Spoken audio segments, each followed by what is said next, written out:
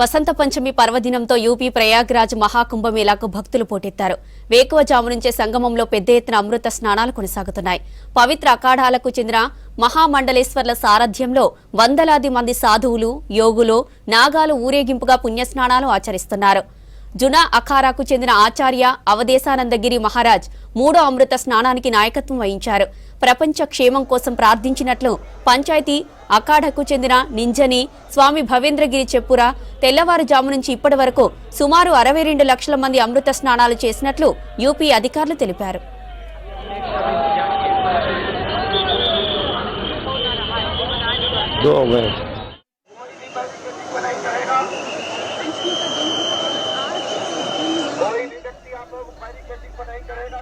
పెద్ద ఎత్తున భక్తులు తరలి వస్తుండటంతో యూపీ సర్కారు భారీగా ఏర్పాట్లు చేసింది.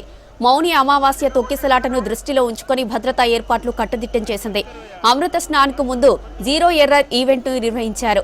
మహాకుంభమేళ ప్రారంభమైన జనవరి 13 నుంచి ఇప్పటి వరకు 33.61 కోట్ల మంది భక్తులు సంగమంలో పుణ్యస్నానాలు ఆచరించినట్లు యూపీ సర్కార్ తెలిపింది.